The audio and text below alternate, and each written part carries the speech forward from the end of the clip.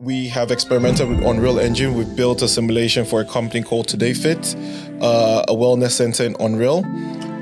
We've built a maze game in Unity.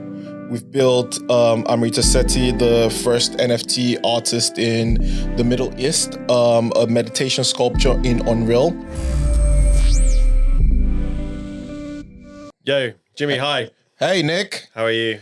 I am great. Feels great to be in London right now. Yeah, been in Dubai for a bit now. How's that been for you? It's been all right actually. 2 months in. Good time to be in London now because Dubai is about 42 degrees right now. And I was out on Sunday, Saturday, walked from the O2 to Greenwich and stopped at 3 pubs, had a couple of bottles of wine. It just felt awesome. And I was like, shit, I didn't do this when I was here. So aside from your alcohol problem, what have you? Why are you in London at the moment?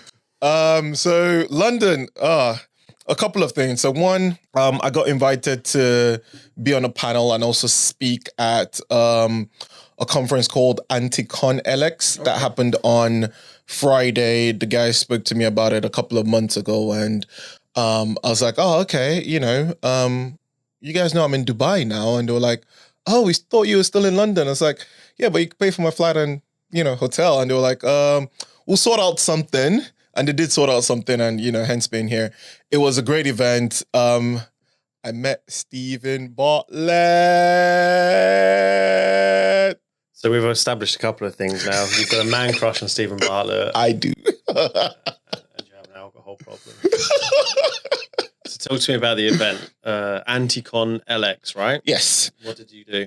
So it was an event put together over, I think, 3 days for marketing professionals, sales professionals, and they introduced the concept of Next Tech, which is more around Metaverse, Web3, NFTs, and that was a space myself and Steven spoke, at.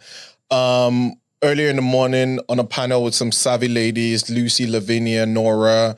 We talked about all things metaverses, challenges, opportunities for marketing folks, how to get involved in the space and all of that. And the keynote speech I gave in the afternoon was all around an introduction 101 to the metaverse, the definition, the components, and then using Vault Hill as a use case in terms of how we're building our human-centric metaverse, how we relate to, the ways of life, how we're using or bridging humanity and technology to build our metaverse. Sure. And you mentioned the metaverse. People are thirsty to get access to this. When will they be able to?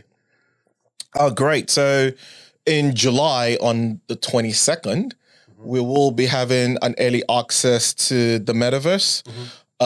We're doing I call it a celebratory event rather than an event. Okay. Where we've booked out a DNA VR arcade. So it's like an arcade place with loads of VR headsets. Okay. Where we'll be showcasing, Vault Hill to, I think, 20, 30 people in London, and in the Vault Hill office in Dubai, about another 20, 30 people on the same day. So 2 events, same day, more around celebration and thanking the team for, and appreciating the team generally to getting us to where we are. And yeah. Okay. And what does early access mean? So call it, I wouldn't use the word proof of concept or MVP. It's a mix of the two, right? It's more around, we set out to build the metaverse. We set out with a couple of technical components. We set out a couple of functionalities on how we monetize, how we engage, how we create the next version of being immersed in the internet.